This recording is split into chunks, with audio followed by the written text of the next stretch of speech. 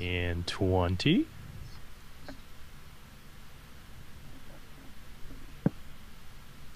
15. 10.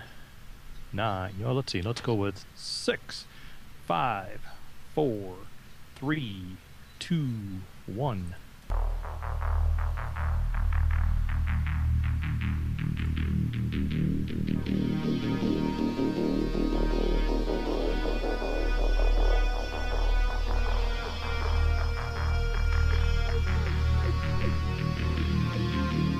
Welcome to Paranormal Central, broadcasting live from Central California with your hosts Jeffrey Gonzalez and Alan Thomas. Broadcasting video worldwide at paranormalcentral.net and broadcasting audio on the Dark Matter Network at artbell.com. Are you ready to witness something that you cannot explain? I'm looking for you. You're looking for me. We have to decide what it will be. Can it be true? Can I believe the unexplained? Look into the sky. You realize you're not alone. Open your eyes. You can find trails that control. Hello everyone, welcome back to another episode of Paranormal Central, broadcasting live from Fresno, California, in the middle of the hot desert, and I can't wait until this heat goes away. My name is Jeffrey Gonzalez. I am your host of Paranormal Central. I am also the founder of a group called the Sanger Paranormal Society, been in existence for over 12 years. We are not just a talk show host, we are investigators. We go out and we find the truth for you, and that's why we are here to give you the evidence that we find. Along with me tonight, Alan Thomas, my co-host, Hello, everyone. and Emerald Bonilla, manning the board behind the scene. Womaning the board. Womaning the board behind the scene. Thank you for showing up today, wherever you may be. I appreciate it. I know it's Sunday. You would rather be with your family, but if you're not, and if you're here, well, then I appreciate it even more. So kick back, relax. We're going to have a good time tonight. If you're watching us on paranormalcentral.net, thank you. You are looking at our ugly mugs. But if you don't want to look at us, you can always go to the Dark Matter Network at artbell.com. Yeah, you heard me right, artbell.com. We have the photographs that we're going to be talking about on the Squatch Report right there on the homepage. Just look for Paranormal Central photographs for August the 10th, and that's where they are. All right. Again, I want to appreciate everybody showing up today. I know it's a little warm out there where we're at, like it's 100 degrees. And like I said, I don't care much for the heat, but it's almost time for it to start cooling down. So actually on the East Coast, apparently they're still cold or getting cold already. So, God, I wish I was there. All right. First of all, we're going to have the Squatch Report. We have Danny Valderrama, our Bigfoot investigator. He's going to give us the scoop on the past week's Bigfoot sightings, Bigfoot news from around the world, and let's hope his papers have a paperweight on it this time. Danny, you there? I'm here. Fan is off. I'm sweating with everybody else. That's right. Liar, you probably have the air conditioned full blast where you're at. No, can't afford that. Shut up. You make $1 million a year with all the overtime and so. Okay. That's right. All right. What? Don't tell anybody. Don't tell anybody. Cool. Danny, what's going on? Has Trevin gained at least 5 pounds? I don't think so. Dude. He's like a little bird. Doesn't eat very much. Doesn't he really? Wow. It's going to take him a while. Really? Okay. Well, then tell him to hurry up. Feed him. Right. So, okay, Mr. Danny Valderrama, let's go ahead and start with photograph number 1. And again, these photographs are on artbell.com if you like to go and check out those photographs. If you are on the road listening to us or want to listen to us or don't know how, yeah, pull over. No, but you can go to Art Bell, and they actually have an app that you can download and listen to the artbell.com Dark Matter Network, and that's kind of cool because we don't have an app here. We can't afford it, but Art Bell, they can. Dark Matter Network. So for all those who on Sundays are listening right now and want a way to listen to us via cell phone, that'll be the way to do it. So just go to the Dark Matter Network, and you can figure out how to get the app and all that kind of stuff. So, all right, let me go ahead and switch screens right now. Let's go to photograph number 1. And I guess we'll go to number 1 like there. All right, we got Bigfoot's throwing rocks at a cabin, and I have a feeling I know which one this is about. But go ahead. This is right. This is from July 31st, from the Before It's News website and also Bigfoot evidence page. It was on a bunch of pages. Apparently, there's it's like a little kid. Apparently, there's a paranormal group called Dark Waters Paranormal Group that's been taking on this investigation into the Ape Canyon incident. They've been researching this for 5 years, trying to find the exact location of where this happened. And this happened in 1924 on July 10th. 5 miners were out gold mining along the Lewis River, and they happened to see some creatures. They have a creature, and they ended up shooting it, and it fell down a 400-foot cliff, and they thought it died because they didn't see it after that. They didn't see how far down it went, and later that night, as they went to bed, they could hear something else coming towards their cabin.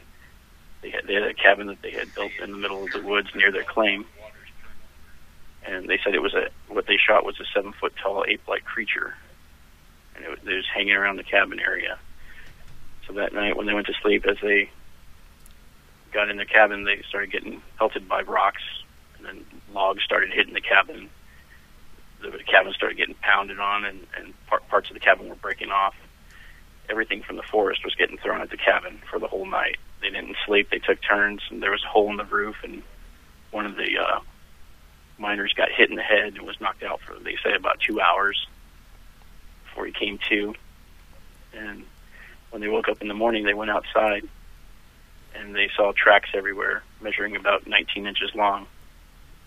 And from our other past stories, when we had put up a chart, a 19-inch footprint would mean that it was about 8.5 feet tall and around 600 pounds.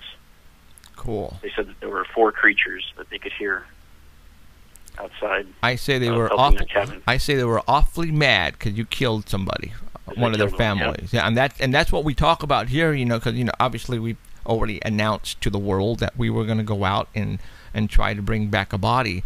And for those who are with us and going to go solo, don't do it, because this is the reason why. And Danny is explaining to you exactly why, because there's others around. Even though you don't see them, they're there. And that's where the picture number 2 is.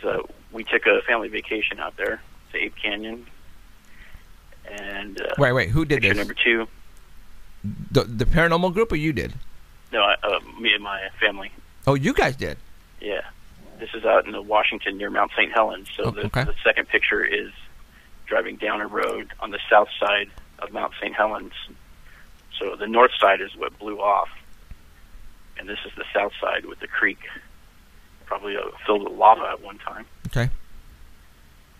And then the next picture is the picture of the trailhead, because the road ends at the Ape Canyon trailhead. Got it. I get a nice picture of that, and then the following picture, picture number 4, is the actual trail of Ape Canyon. It's a dark little trail going straight down. Now, why do they call it Ape Canyon? Because of this incident. As the incident. Okay. It's because of this incident right here. And I guess they were always seen around Mount St. Helens before the eruption, but not so much since the eruption. They think they're migratory, and they just pass through that area now. Wow. The cabin burned down in 1968 and was rebuilt, and then they thought it was destroyed during the volcano eruption in the 80s. So these guys have been going back for 5 years trying to find where this cabin once stood, and they have found it. They believe is the area they've been finding nails and big logs of wood. And they found a spoon, and they're having the spoon tested right now to see if it dates back to when these guys were there, the 1920s. And they believe that they have found the site. They're also filming a documentary about it. And they found the spring that the miners described that was nearby. They're not saying where it is because they don't want the area disturbed. But they've also found footprints, too, in the area, and they've casted those. They're the miners have talked about a cave nearby where they believe that the creatures were coming from. They haven't found that cave yet, but they're still looking. They're going back again this summer, and then also they have another trip in October planned with Cliff Barrickman and Craig Flippy. They're also going back with them to film, and this DVD is going to be out in the winter, DVD, and it's also a book. It's called Mountain Devil. And some of the Indian tribes in the area were also talking about these guys. They said that they are the Siatic tribe of Indians. It's a long-kept secret among the northwestern Indians. It's their so-called skeleton in the closet. They wouldn't tell any of the stories to anybody else because they said there's no way anybody would believe them. Right. But they said that they're said to kill by hypnosis, and they have a gift of ventriloquism, which means they can throw their voice and make it sound like they're in one place when they're actually in another. And they can imitate any bird in the Northwest. And they also have a keen sense of smell, and that's from the Indians who. Wow. That's from the Indians' history. They can imitate any bird. There you go. Wow. They can imitate really well any bird. I perked up when I saw that. Yeah, wow. They also can sound like a monkey. Wow. Now you guys understand what he just said when I just coincidental that you just said that, Danny, because I was listening to the whooping sounds, and you know what? I'll go ahead and play that again. All right, that's good. Okay, for all those, just listen. For everybody who's listening to the Squatch Report right now, stay tuned after Danny, because you guys are going to get another treat from us on some Bigfoot sounds. All right, Danny, continue. That was interesting too, because I was talking to another person on the Bigfoot website, and he had heard owl sounds before he saw his. Really? Yep, and I told him too that we had the same thing. We heard the owls, and we didn't think it was owls because they circled our camp for like 45 minutes, making the same exact sound, no variation in the sound. And he said he wouldn't have believed it unless he heard it and saw it for himself. Well, so you know, maybe I'll get him to come on the show. At first, they sounded like monkeys for a little while. You know what I mean? There wasn't an owl at first. We were tripping on the monkeys. And then all of a sudden, it turned into an owl, and then it stayed an owl. What did your father-in-law say, Danny, when you played it to him? Sounds like a bunch of monkeys. Yeah. And he doesn't believe in Bigfoot, huh? Nope. No, but he said you guys recorded monkeys. What was the exact words? Where'd you guys go, to the zoo? Really? Wow, is that cool? It's kind of like the zoo over there. Yeah. That is very cool. No cage, though, separating us from them. No, there isn't. Oh, my floor should be here next week. Yes. Yeah, buddy. Oh, man. We can't. Now we'll have to make a trip. No, you think? Yeah. All right. Okay, continue, Danny. Okay, the next story. Story number 2. Oh, yeah. Number 2. This was big all over the internet. Yep. This was on Even about every news, but I got it off the Doubtful News. Yep. This was shot at 5:45 a.m. on August 4th, 2014. There was a bear just strolling through the neighborhood in New Jersey. The guy just happened to be out at 5:45 in the morning with his camera somehow and caught this bear just walking through his neighborhood. Some people said it was Bigfoot. Some people said it was a man in a costume because it was walking in its hind legs. I think it was a bear in a bear suit. Yep, that's what I was thinking. Yep. A bear in a bear suit. Mm-hmm. It could only be a bear in a bear suit. Yep. It's a pretty cool video. He's looking through the trash cans. He's walking through the trees in the background. He drops down to all fours occasionally, but not for very long. Looks like he's struggling. Looks like his paws are injured. Right. So, and that's what some of the people from this local zoo said too, that his paws may be injured, and they may be healing, and he may be going back to all fours, or he may have been born with a birth defect. Mm. Or it may have got him caught in a trap or something. Never know. Right. Now, It seemed to be struggling when it was on all fours. Right. I saw that. Yeah, I saw the video when it came down. It was like hurting really bad. So I think it was injured. And by people out there who are naysayers and debunkers, as soon as they saw this video, they're pretty much going to say, you know what, any other bipedal photograph that you guys get, it's a freaking bear, because there's proof that they walk on their hind legs. But Yep. you know what, you can't do that. Yeah, but look at And that some people bear. are saying, yeah, Bigfoot. Oh, wait a minute, it's bear. Yeah, you guys are just seeing walking bears. Yep. Well, So they Dr. had Jeff Meldrum came in that's this week, and he's the professor of anatomy and anthropology at Idaho State, and that's the next picture. He took this opportunity to show a figure from his new field guide, the Sasquatch field guide. And he has a page in there that shows the difference between a bear and a Sasquatch. see And now it's that's easier. better. And if you have his field guide for $7.95 from Parak.com, then you can easily identify a bear from a Bigfoot. Right. And it shows on there where the ears are set on both of them. It shows that a bear has a snout, where a Bigfoot has a flat face, Duh. sloping shoulders, and on a bear, and the Bigfoot has broad shoulders, short limbs on the bear. Bigfoot has long limbs that go past its knees, and the bears are usually small, 5 to 6 feet tall, where the Bigfoots are huge. You're looking up at them, 7 to 10 feet tall. Right. And they usually have the same colors. So he hopes this helps with misidentification on all these. 'Cause most of the time you just get a fleeting glimpse as you're turning to run, Yeah. and you automatically think, oh, Bigfoot. I think it's more common sense than anything. I mean, Yeah. come on, really. Why? I'm not going to say that. Both of them can eat you. I'm just, why do you have to go make a pamphlet to tell people what a bear looks like and what a bear does not look? I mean, you know what I'm saying? You can tell Because you're people. funding your little project. Yeah, I guess. All right. We need to write a book. We need to put out. That's the one that everybody says too. That isn't a Bigfoot. That was a bear. Yeah. Like, not the Bigfoot I saw. If there was a garbage can the size of the garbage can standing by that little bear, it wouldn't even have went up to its knee. The Bigfoot I think saw. the one you saw, the garbage can would look like a thimble. Yeah, it was. It made me feel small. I mean, when I looked up and seen that it was head and shoulders above the bush, that was 3 feet above me. Like the bush was 3 feet above my head, and then the Bigfoot was a good 2 or 3 feet above that, his head. So it was like, man, I didn't hang out long, really. Right. I did like Danny said, while you're running away. No. All right. Let's go. Number 7. Yes, the next story is a foot that turned up in Oh, I saw that Pennsylvania. foot. This is Yeah. from the Channel 21 News in Pennsylvania. Somebody out in the woods had reported finding a foot, skeletal remains of a human foot. So the police were called, and it looks similar to a human foot. And this was on Monday, August 4th. And again, Dr. Jeff Meldrum got a hold of this information and wanted to put this to rest quickly.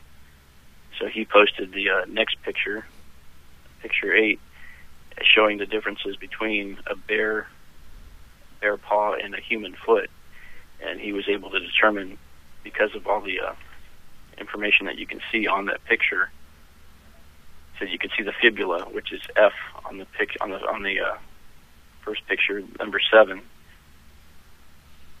So we're So looking at right now. on there you can We're looking at picture number 8 now, though. Yeah. Okay. But on picture number 7, he labeled the gotcha. areas so that you could easily identify what he's talking about. Right. He said it's definitely a hind paw of a bear. He says the terminal phalanges has been snipped off. And if you look at it, the top part on the bear picture of the claws aren't there. So he says somebody snipped those off to keep it on the pelt. So this was probably a hunter that did this, and he's going to have the bear stuffed, and all he needs is the pelt. So he's going to keep the claws on there. Oh, I see what you're saying. to make it look realistic in his living room.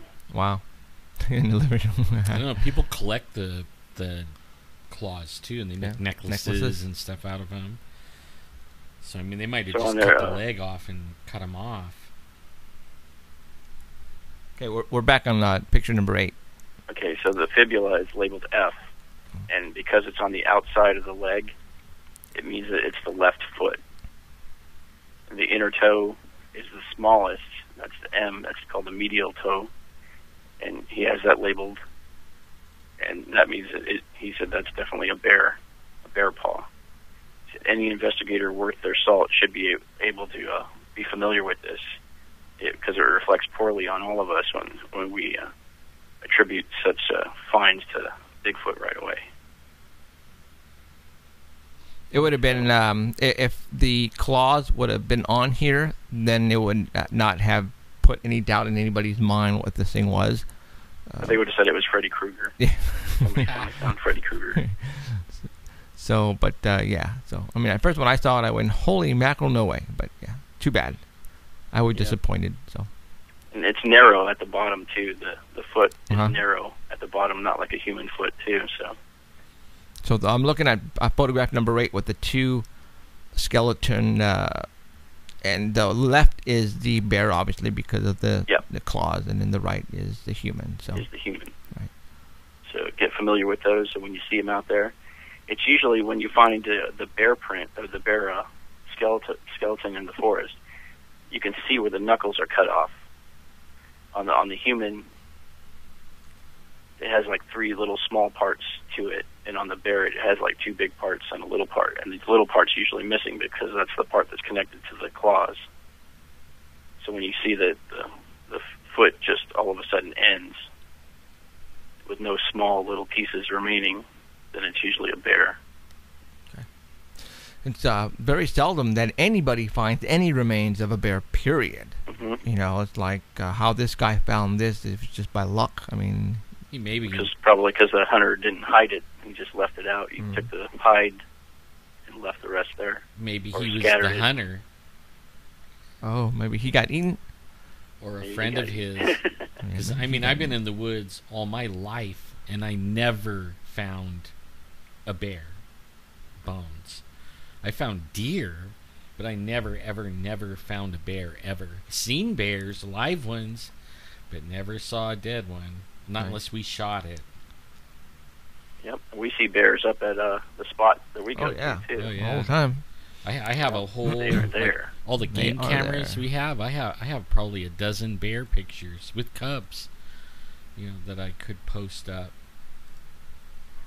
Right on. So what else is going on? That's it. Now, a video just came out. Alan was talking about it. I got a guy on a skateboard going down a hill. Yeah, I posted that on your paranormal page. Is that old, or is that fairly new? It's new. New. Now, I thought... Brand new. It's just making the rounds. Okay. But it was too long to play on here, so I put it on the paranormal page instead. Okay. For all those, Paranormal Central is the like page on Facebook. If you have not liked that page, I suggest you do so, because Danny and myself and Alan, and we have a couple of people who will post on that as well. As soon as we get something right off the wire, it will go there and in our personal pages. So there is a video that just came out where the guy is skateboarding with a GoPro on, I'm thinking, on his helmet, and he happens to have gotten what seems to be 2 black objects moving in either side of him, and it's really quick, so you really can't tell what they are. I only looked at it really quick, so... Yeah, they have a freeze frame of it, too. It was taken in Lake Tahoe, in Tahoe City, and he's going down a hill on his skateboard. And if you look at the 240 mark, you can see what looks like footprints going across the road. Someone said that there was a lake on the right side, and the creature was standing in the bushes on the left side. You can kind of see it as he's coming up to it. There's something that's really black, all one color, standing between 2 trees. And as he turns his head, he doesn't see it because the GoPro camera has that fisheye lens that can see a lot more than you can. Oh, okay. And so he probably didn't see it at the time. Well, he didn't see it at the time. He was reviewing the tape, and he saw something standing there. but he didn't see the footprints crossing the road.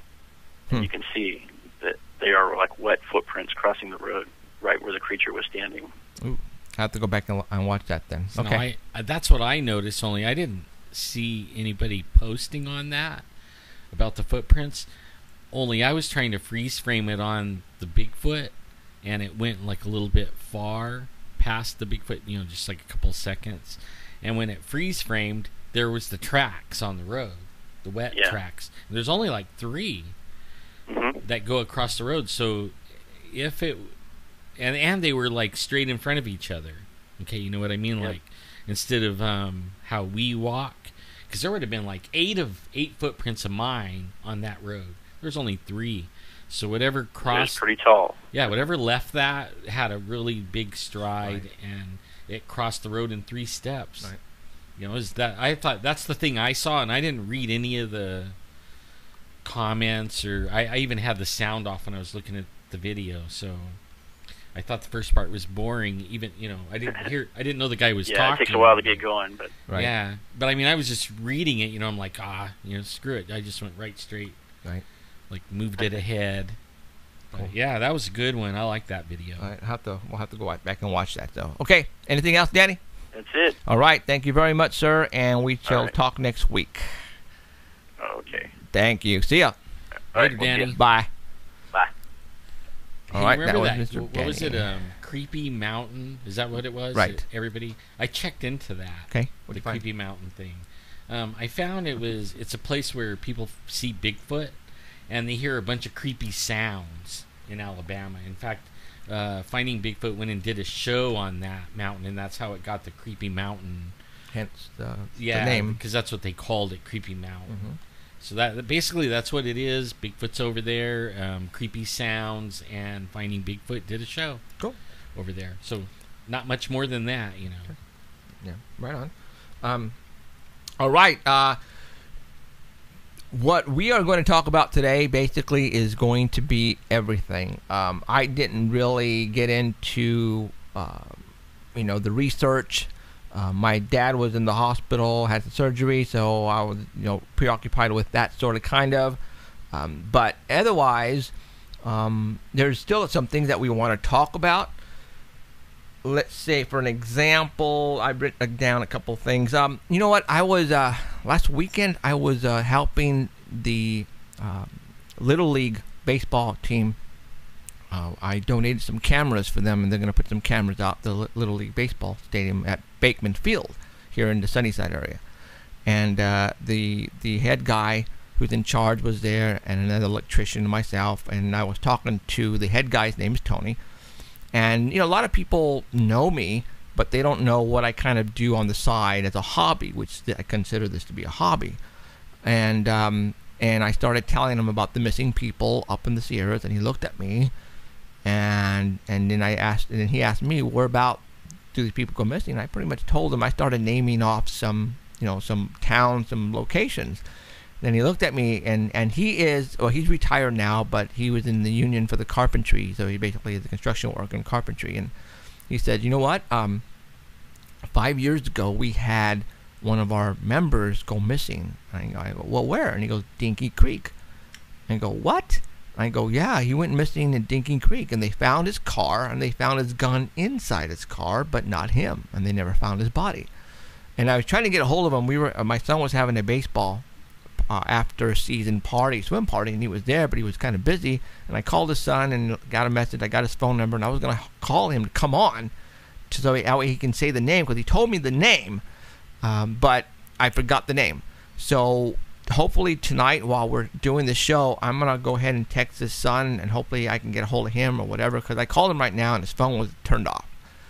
So I want to have him come on, basically verify what I just said and give the name, because what if, but this is 5 years ago, so, what if he then happens to be in this book, the Missing 411 book, like, Alan, when we interviewed David Paulides, it just so happened Alan happens to know a person in this book that went missing, and he knew him very well. It just kind of blew him away. So, Dinky Creek is actually the area where, how far is Dinky Creek from the spot?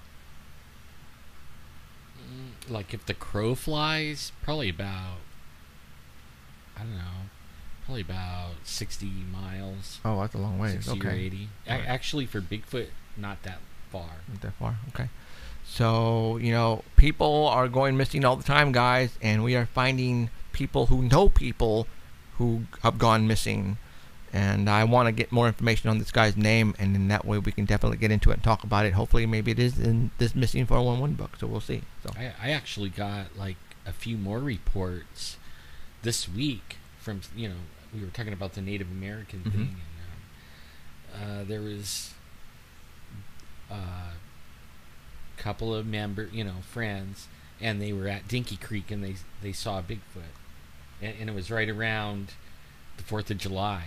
So they might, and I asked him, was it, I haven't got back with them, but was it the white and black, the white one that was black and brown on the bottom? right. They haven't got back to me, but only they said they're going to come back, they're going to get back with me, and they're going to tell their whole story, and maybe I could have them call in and talk to them, because they saw Bigfoot at Dinky also. Okay, right on. And they were at Dinky proper. Okay, the other guy was past Dinky a little ways and down a dirt road. These guys are right at Dinky. Wow. No, guys, what else can I say? We're trying to warn you guys on going camping and going hiking by yourselves. You guys knock it off. Don't do it anymore. I'm telling you right now, stop. Right? For some reason, people are going missing now, way more than I can ever imagine, and they're not finding these people. All right. Is Bigfoot abducting them? Right now, that is our main suspect, is the Bigfoot. From all of the evidence, and people are telling us, from the Native Americans have been telling us, that this is possibly maybe the reason for these people that are going missing. But we can't confirm that. We can't. But everything is telling us. Sounds like aliens. You know what? That's where I was going to go too. Yeah. Abductions also. I don't know. I think definitely the abductions are in there someplace, but usually when you get abducted, you get brought back. But if you're abducted by those guys from up there and you guys are taken away, then what's the purpose for that? Government experiment, exchange program, who knows? But I was looking at that video just like 2 days ago, doing editing on the website and looking for different things to put onto it. Liz says Robert Willis. Look that up in the book. Liz. A guy from Elizabeth Martins on chat. She said, look up Robert Willis. Robert Willis? Yeah, from Her Brothers. That's him. That's what she said. Robert Willis. That's him. Now that name is, oh crap! You look it up. Thanks, Liz. Are you kidding me? Robert Willis? Holy mackerel! That's the name, Robert Willis. That just hit me. I got goosebumps, guys. Seriously. Holy crap! Man, if he's in the book, that's gonna trip me out. Oh no, freaking way! Okay, you guys don't mind. This is just. I'm seriously. I got the hairs on my back right now are standing up. I'm gonna call my guy Tony, and we're gonna see if we can confirm this right now. This is just. I see a Robert Willis in here. Hold on. This is just way freaking too cool. I mean, not too cool for the family. Sorry, but I'm taking my headphones off. Hold on. This is just. Yeah, well, when I was looking at those videos about, and we're talking about the aliens, I found the handprint that was on the hood, the picture of the handprint of the alien on the hood. We talked about that one a while ago. It's, man, it made me stop. I was like, whoa, there he is. Because it's weird. There's an alien Tony. here somewhere, and it has a hand that's exactly the same. Behind you? No, I looked at that one, but only the thumb on the alien. It doesn't come out like right here. It comes out down here on the wrist. Yeah.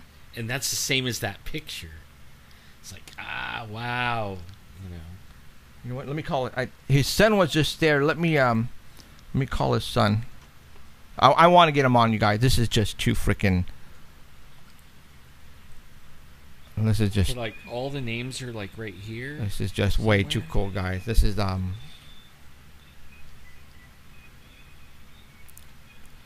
did you say it was again? Robert Willis. Robert Willis.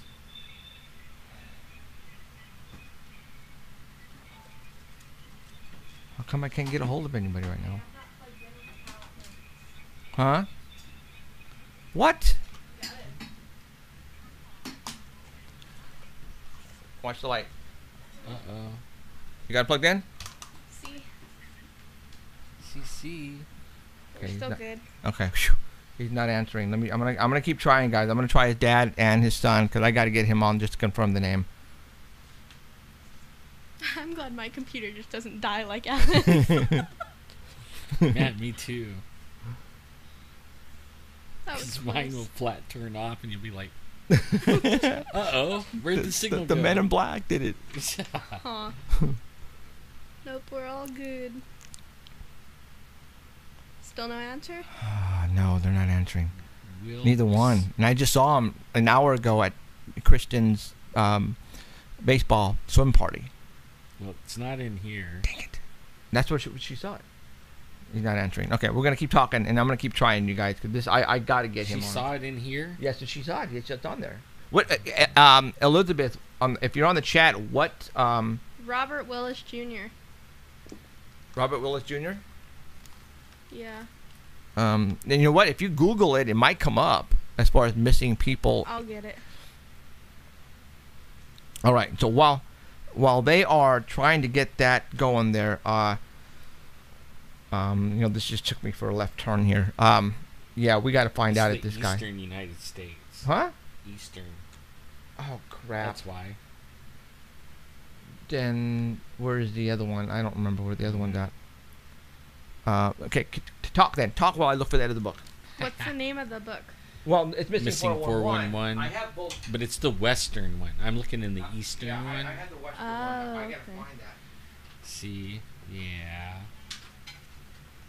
Yeah, well, there's been, like, surprisingly, this last July, there's been a lot of Bigfoot sightings from Shaver Lake all the way to...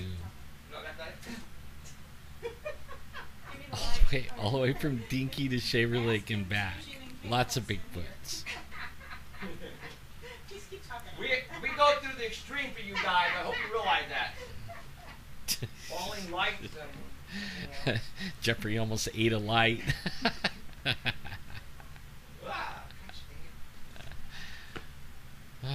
So did you find it in that one? I found a Willis. I don't know if it's A Willis? well, Man, I tell you, that's going to be weird if there's another one in the book. You we know? know? Yeah. Well, not personally, but... You should play those monkey or those Yeah, owl well, I got that. sounds, I got and yeah, but I was gotta- trying to get that Tony on the phone. Sorry, I'm out of breath. I'm like trying to find that book, and we got the book. I thought I had the right book to begin with, but Yeah, it was close. I wonder if they're in church right now. you know what? I can't find it. Really? In that one either? Is that one the West Coast? Western United States. Yeah. That's it. That's the one. Robert Willis. I could have sworn that's what he told me. That's what Tony said to me. But both phones are turned off. And I think they probably might be at church too. I'm not sure. Crap. Okay, well. All right. Well, let's continue on. I was, on Facebook, a lot of people post a lot of stuff. And somebody posted from a Bigfoot blog. There is a website called answers.com. And they actually displayed, according to them, the 10 most influential Bigfoot evidence of all time. And it's on Answers. As a matter of fact, if you don't believe me, go Google right now, everybody. And the website's answers.com. But just Google answers.com best Bigfoot evidence or something of that nature. The number one that they list is, you guys remember Destination Truth when they went to, what was it, the Himalayas? Or I think it was Himalayas, right? Himalayas. And they found that one footprint, Yep. and they cast it. That's not the way you say it. They It was cast like it. the best looking footprint I ever saw. Yeah. But it didn't seem like it looked like a Bigfoot. It had a different creature type, right? Mm-hmm. Right. So they brought that back to the States, and the media went cuckoo on it, right? And I'm pretty sure everybody remembers that. Well, the number 2 best evidence of a Bigfoot was the Patterson-Gimlin film of 1967. Okay, guess what number? That's the best one. Yeah, but guess what number 3 was? The windows of my truck. That is number 3 on their list. Now it states that in 2011, a paranormal group out of California goes on Memorial Day weekend trip, and on the picture, it actually has David Ragos's hand next to a footprint, and that's actually on the picture. You can actually see it. But they say that when the investigators came back and they discovered a photograph on the trail camera. So there's 2 things that they got wrong, and I don't know which evidence are they talking about, because you guys remember that we got that photograph of the Bigfoot walking up a hill. David did anyways when I was there with him in 2008. 2011 was the windows of my truck incident, Memorial Day weekend.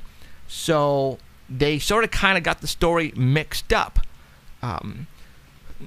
So I'm thinking that they got to be talking about the windows. They have to be talking about the what? Yeah. By the date. By the date, they're talking about the windows. And when we did our press conference many moons ago, we told everybody this is right up there with the Patterson-Gimlin film of 1967. Now, you guys all know who we had on the show last week, right? It was an excellent show. We had William Munns on, the monster creator, special effects designer back of the days of the 1960s, 70s, right? He designed Swamp Thing and worked on a lot of cool shows. Well, remember when I was talking to him, I told him, you know what, I'm going to send you some photographs and stuff.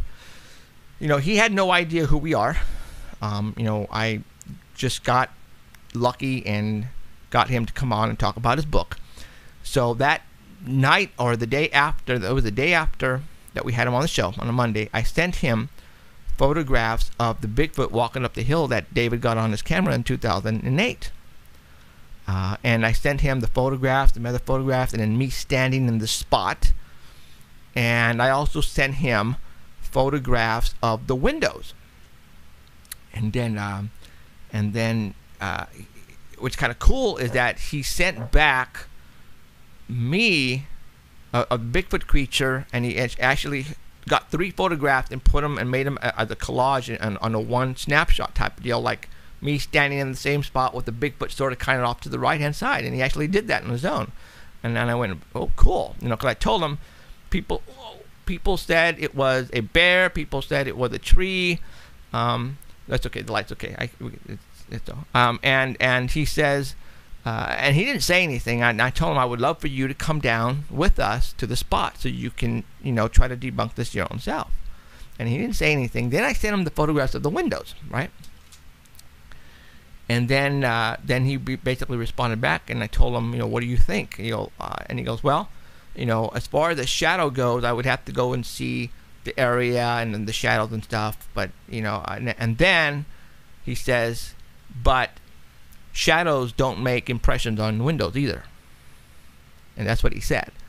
And that's it. He didn't go any further into it. You know, again, a lot of people don't know what we have, what type of evidence we do have. And I think, you know, William Munns had no idea who he was talking to when, you know, when we did the interview on what type of evidence we do have. And we're not just your average Joe Blow who talks about stuff here. We've got it. And among other things, as far as photograph evidence and possible DNA, which I know for a fact we have the DNA from a Bigfoot, we also have audio sounds. Now, you guys remember what Danny said 10 minutes ago, 15 minutes ago, that the Native Americans pretty much said on an article that just came out that Bigfoots can now imitate just about any type of bird out there. Now, what would be the reason for that? Several reasons. Hunting, try to throw somebody off like a hiker or, you know, a hunter. You know, if they're going to attack and try to kill you, or maybe you happen to come up on them by accident. This is a way where they can throw you off and do a bird sound and, oh, it's only a bird, let's go, type of deal. Well, Memorial Day weekend this year, we had a show a week after Memorial Day weekend, right, about in May. We had what we thought was an owl, a barred owl, hooting at us. But we all know it wasn't an owl because it was just too freaking loud and it was too in our face. And barred owls are not supposed to be in this area. They're not. So just by coincidence, I was just listening to this before we went on the air. So what I'm going to do for all those who have never heard this before. I talked to a ranger about the barred owls in this area, and they said they're killing them. If they do find one, they kill it. Really? Yeah, because they're eating probably other. It's like invading the territory of the other owl, the spotted, and the different owls here. Right. And they actually if they see one, they shoot it, and there's not many of them if there is any. Right. And it wasn't what we heard with a barred owl. Okay. No. For all those who are tuning in right now for the first time, especially on the Dark Matter Network at artbell.com, this is probably one of our... Again, we have so many good shows here, you guys. If you guys missed this show, I am so sorry, but it is in the archive. And it is for the month of May, like 28th, 29th, 30th, right there, or probably June 1st. Oh, yeah, between June 1st and June 6th. It is archived. And it is archived if you want to listen to it back then or whatever. But I'm going to play it for you right now only because... This was unbelievable that this happened to us. And owls don't chase people like Robert. Yeah, so what I'm going to play for you is just so happens to be the recording that I got on my iPhone that night when we were setting up camp. And after the camp was set up, then these things, everybody started to hear trees and branches breaking. And then all of a sudden they heard them in this area around the campsite, and all of a sudden now they're wandering and they're actually walking around our campsite. It's like, do owls actually do that? No. First it was monkeys. Yeah. I mean, for like half an hour, we heard monkeys. There was nothing but monkey sounds. Right, and like Danny doing the said, same circle as the owls did. Right. So okay, I'm gonna play it for you guys. Here you go. This is good.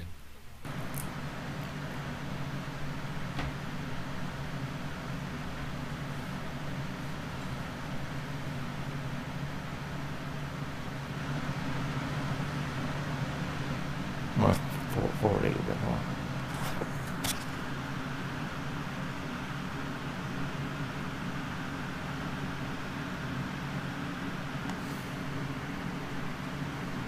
All right.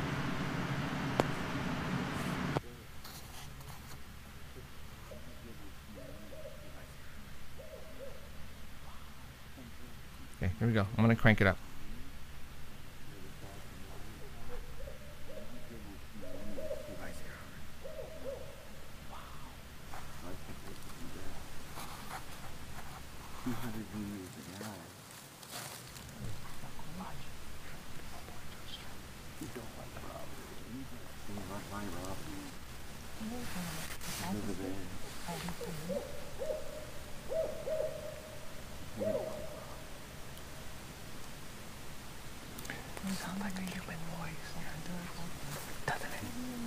You want to do some hoops?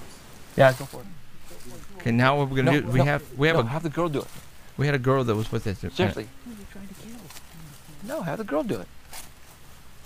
Try it. Try it like this. Do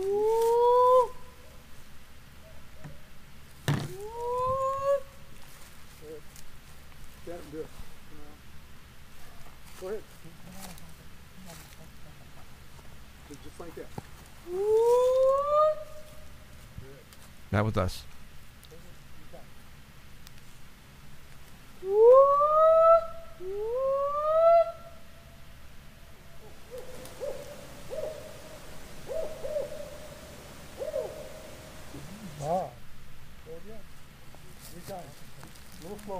And the owl liked her. That's her doing it. Yeah.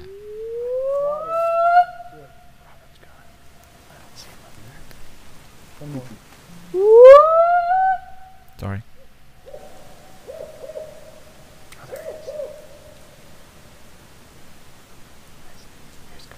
picture how close it is to us. See, you guys have to understand. Think of an owl, a foot tall, and you know. There's no such thing as Bigfoot. I've heard owls, and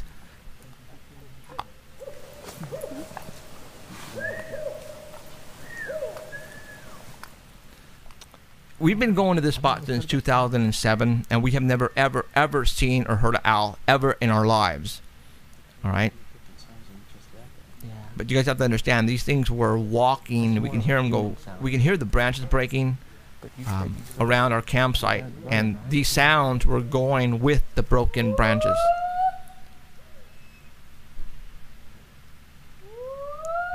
That's the girl. And if you guys go look up barred owls in any place on the internet, they will show you where they are from, the locations they are primarily. Okay. And there's more than one. We can hear there's two of them making these sounds. There's no barred owls down here. There is not. That's a really sick owl. That's right there. yeah, that's David Paulides, I think.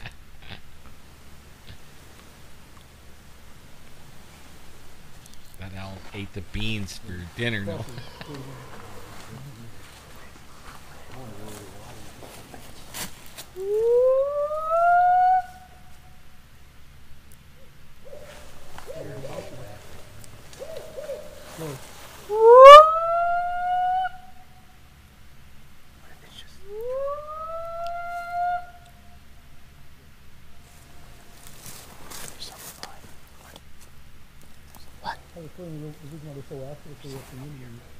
It's like saying that the creature that we got walking up the hill in 2008 was a grizzly bear.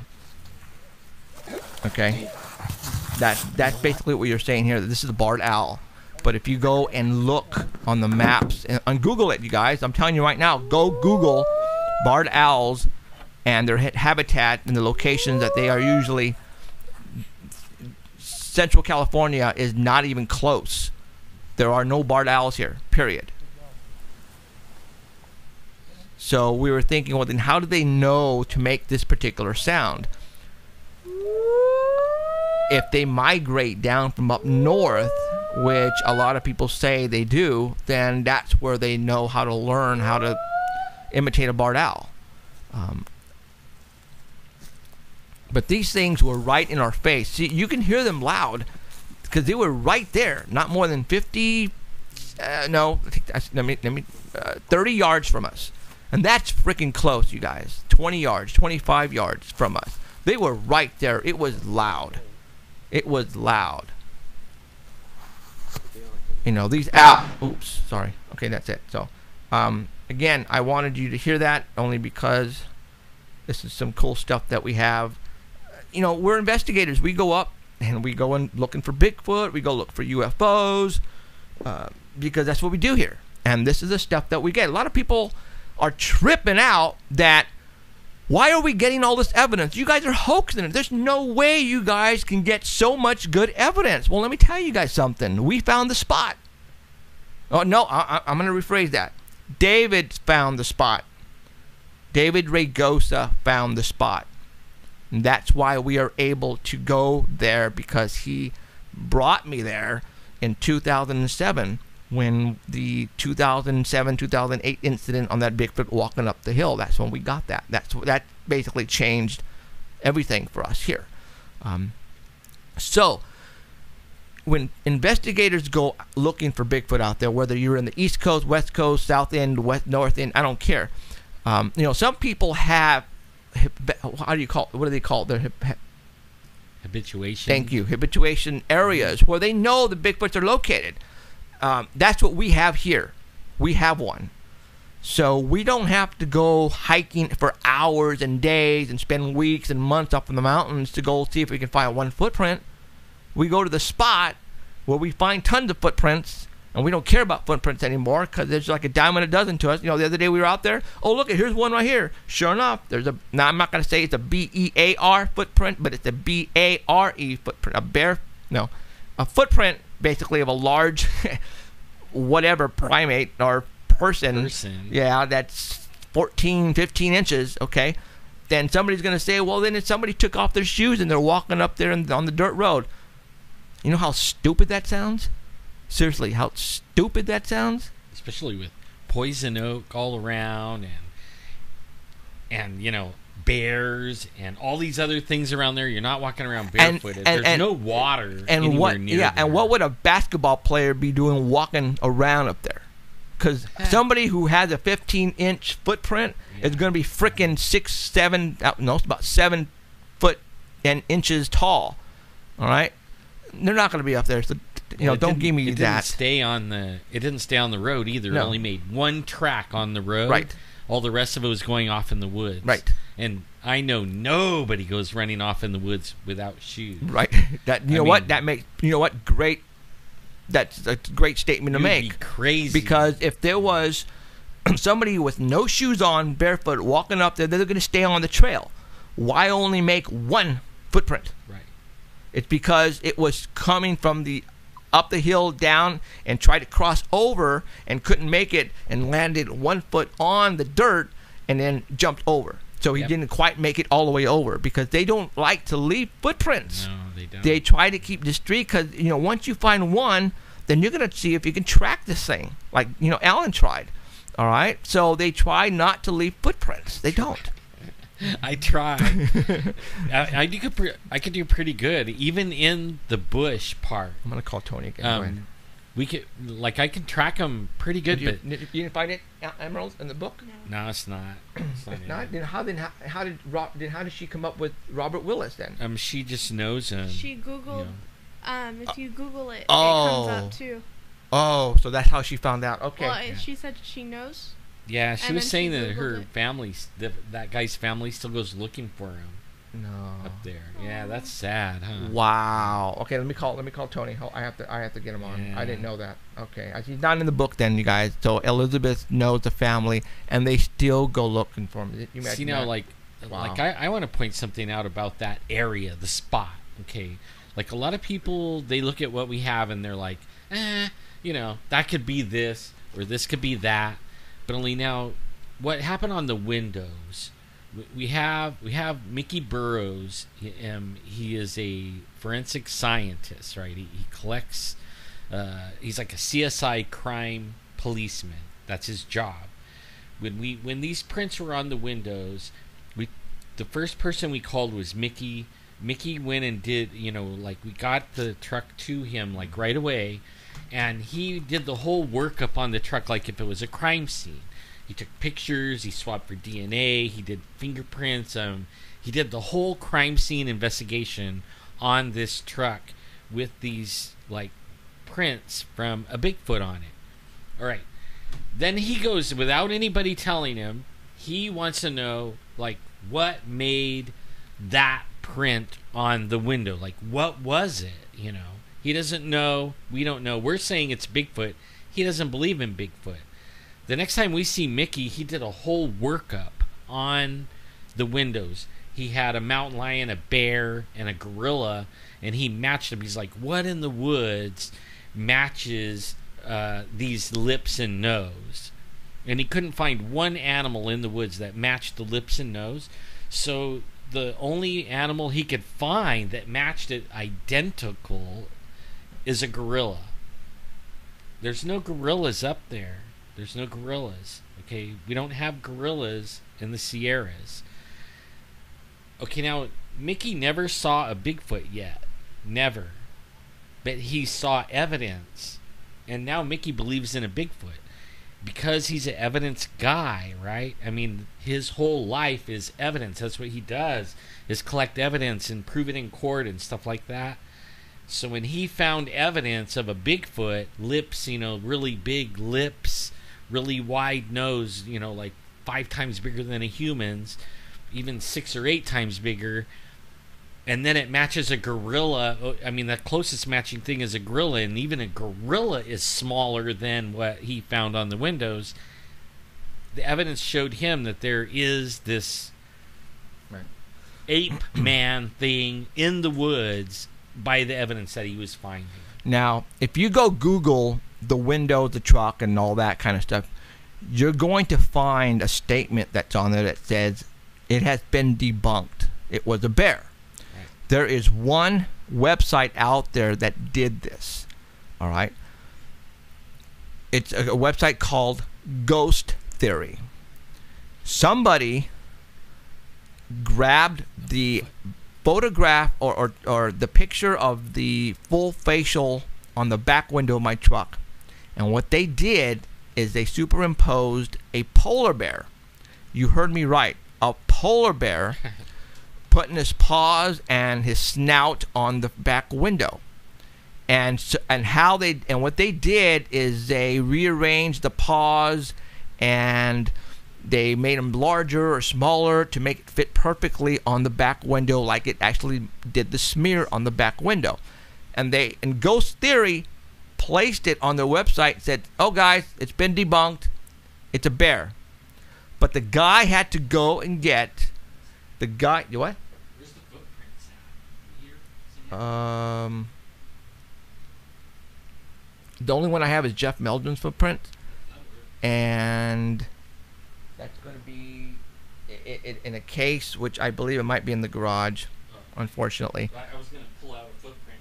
But there's the one that I physically casted in right there on top that really looks like crap.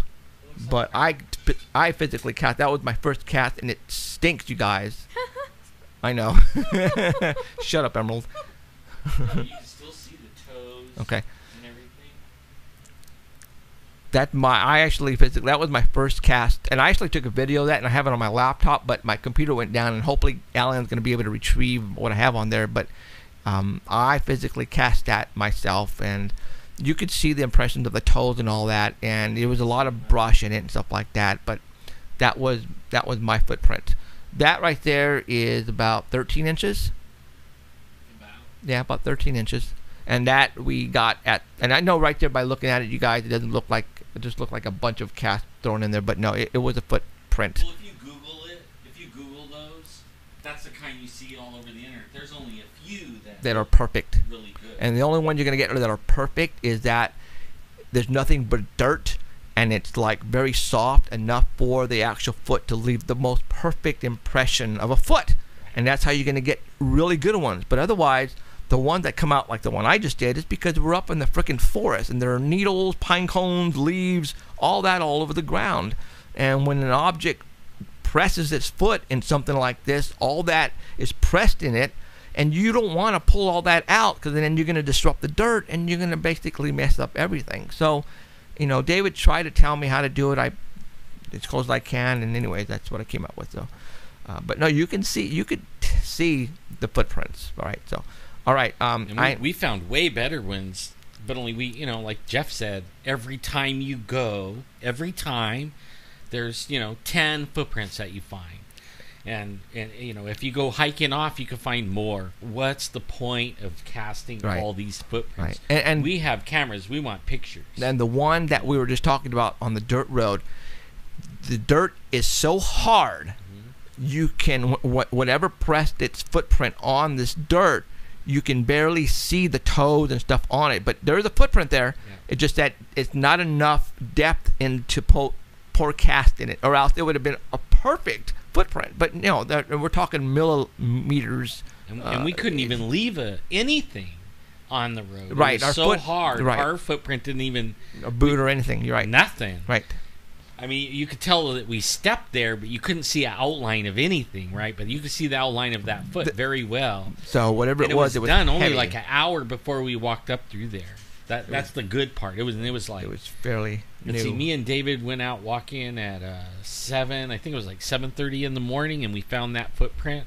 And that footprint had been made just prior to us showing up there. So that means somewhere in the 5 o'clock in the morning time, between 5 and 7, that footprint was set down right there in the middle of nowhere on a dirt road that dead ends, and we were camped in the middle of that road. So, I mean, whoever would have went by had to go by us. They didn't go by, Okay. I had a Ito, as a matter of fact, mentioned the other day that, hey, how come you guys don't talk about ghost that often. We only get a few. We don't get that stories. many calls on ghosts, and if we do, we're able to talk to them. You know, there's a lot of paranormal groups out there, and their main mostly ghost groups. There's a lot of ghost investigation groups, and what they do is they go out and they look for businesses and homes that are, let's say, old, and they just go and just look to see if they can find stuff, and that's why they're always doing this. We don't do that here. We get calls from people on the hotline that need our help. We don't go out search of just to go out and go look, because to be honest, it takes a lot of time. We all have jobs, and we have families, the whole 9 yards. Yes, if I made some calls, we could probably get into a building this weekend or next weekend or whatever. But how do we know that place is not haunted? We just don't go out to 1930s buildings and put up all of our equipment and spend the night, unless we know for a fact that there has been some activity in that location. And if they call us to say, hey, can you please verify if this place is actually haunted or not, then we will take a look. We got approached. Shh, don't tell them about the location though. Oh, okay. Yeah, it was just only last week. 2 weeks ago, right? Yeah. We got approached, and we're going to do this. I haven't called them yet because I'm waiting till it get a little cooler.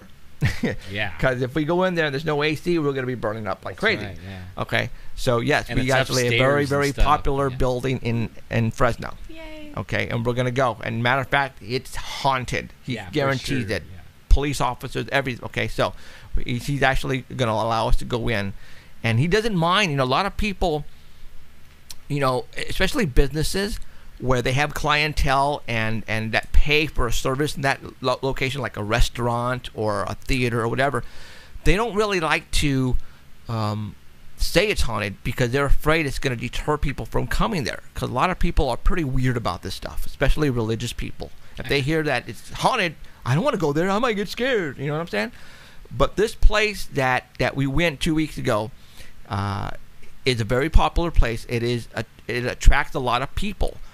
And he even said, you know what? I don't really care. He goes, I know this place is haunted, but if you can find something and verify it, because a lot of people who go to this building for entertainment like this type of stuff anyways. He says, if you can verify it and if you can hear something or find something, then if it attracts more people, then so be it. Yeah, he'll exploit it. Yeah, exploit it. He'll pay. You have to pay more to sit on that side of the. But I told him, I said, but listen to me. I go, if we come in here and if I don't find anything, I'm not going to make something up just to say, hey, this place is haunted. Right. If I don't find anything, I'm not going to find anything. Simple as that. And we'll let it go. We won't even say we came in here. But if we find something, you bet you know what, we're going to announce it and we're going to show it to you or whatever. So we'll see what happens. I'm hoping that it's going to be a good night. So we'll see what happens. But I can't wait for that night. I'm going to wait until it gets cooler though, because right now that place it's hot. It's a 2-story type of situation, and I don't want to. And it was 2 a.m, and I was looking for the cooler. Yeah, it was hot in there. Yeah, it was bad. So. Hey, does anybody out there want to call in and have something on your mind you want to discuss? Like Bigfoot, ghosts, UFOs, anything like that? Why don't you call? We have a 24-hour paranormal hotline. I've had it now going on forever. I mean, since we first started, right? Yeah. How long have you been with me? Forever. Talk to the mic. Forever. So we've been kicking this idea around that wouldn't it be cool if people would call in like last week? Actually, the creepy mountain thing. Right? Wouldn't it be cool? I mean, come on. Okay, well, I have a 24-hour hotline. The phone number is area code 559-287-8367. 559-287-8367. 287-8367. The last 4 numbers represent UFOs. UFOs. All right? That is my 24-hour hotline. If anybody has anything they want to take spill tonight, go ahead and call that number right now. 559-287-8367. The last 4 numbers represent UFOs. I've had that number how long? Forever. Forever. You know, we all and I still can't remember it. Danny actually said something on the internet. You guys, he goes, it was a quote from somebody who says forever. You remember that? You know where that came from? The Sandlot when he's up in the in the tree house. Forever. For all those who don't know what the Sandlot is, shame on you. Okay, that's an awesome kids movie. Kids, screw it. I like watching that movie. That's a really cool baseball kids movie, The Sandlot. Well, anyways, yeah, I've had it going on. How old were you when you first started doing this with me? Jeez, man. I know you were in high school. No, I was probably in about 8th grade. Are you serious? I think because that's when everything started happening. 8th grade. So Emerald in 8th grade was part of the team. Now she's in college. Yeah. Almost graduated even. Wow, I've seen you growing up. You know that. Yeah. That's crazy. Like my second parents over here. Yeah, basically. The bad ones teach you all the paranormal stuff. So yeah, I've had that phone number forever. Hunt. You know, I'm just gonna say, law enforcement calling me on that number. It's actually stopped, and there's a reason why it stopped. But I actually had a congressman call me on that number. And it was the number was given to him by Monty Torres of the Fox Network here in Fresno. He said he witnessed something fly over his house at a low altitude, and Monty Torres gave my number, and he actually called me, and we talked. We have a call. All right, we got a call. Hold on. Actually, there's been lots of big. Okay. Hello. Yes. Who's this? I want to remain anonymous for Okay. this phone call. Okay. I have a question. Okay, go for it. If you can tell me why in Madeira we've been noticing the Freemason plaque, you know, the symbol, the Masonic plaques. We've seen them pop up at least at 4 different schools. It's at the government center. It's at a what is it called? Like a community center. My question is, why would they be putting them at a school? That's my question. And now, is it that you just have never noticed it, or you're noticing it now because we talk about it here? No, they're new schools, so they're just kind of popping up. You know, Okay. Some schools that I've never been to, that I've gone to. You know, the plaques are just right in visible, plain sight. I'm thinking donations. Yeah, there's a Masonic lodge up in Madeira. They could be making donations. I'm thinking based from there. I'm thinking that they're donating some money to the school prior to being built to allow them to put maybe like a playground on this, that's the only thing I can think of is donation of money. On the plaque, what did it say on the plaque? It just says like Grand Lodge, and then they would have a number. There's one that says it's the lodge. Established like in 1988 from California and Nevada. There's the one at the government center also, and that's just newly built. You know, so we're just seeing these, right. You know, and not that we've really noticed it, but now that, you know, we talk about it on the show and, you know, we see things on TV, you know, they're just popping up. And Right. It's like, why would they be at a school, you know, brand new schools that are popping up here in Madeira? Right. And, you know, we were just like, you know, is this, you know, like where they have their meetings? Is this where they, you know, are they, you know, Yeah, a part of it? I'm thinking donations. It's got to be a donation to that particular school. You can go ask. Actually, why don't you go in one of these days if you find a plaque at a school? Say, hey, what did Lodge number 646 donate for them to allow you guys to place the plaque out in the field and ask them. It's it's not against the law. Find out. I would love to know and see how much, because the Freemasons, obviously, now a lot of people say, are they connected with the Illuminati? Some say yes, some say no. But the more they get their name out, the more they get the compass, with the eye or whatever, the symbol for the Masons. The more they just want to be known out there that it's them. They want to be powerful. If they can get their name out there and their logo placed on whatever they can, it's just they love that. They love it. They love their names being in the limelight. A matter of fact, we'll talk about the rock stars and why they just the Illuminati just loves that. They love to do that. We had Googled an aerial Google shot of an agency, which is the Redevelopment Agency in Madeira, and we did an aerial shot, and we noticed that it is the shape of the Freemasons. I mean, it is the shape of the compass, and that was like very, very disturbing, because it's like right in the middle of town. Of course, you can't see it unless you're above ground. Right. Which we had Googled that, and that was just like something that just kind of blew us away. And it was like, wow, it's just like it's right here, in plain sight. Right. Of course. If you do that to Fresno and other cities like that, you'll see the same thing. As a matter of fact, Scott Walter did an episode on what's the name of the show? America on Earth.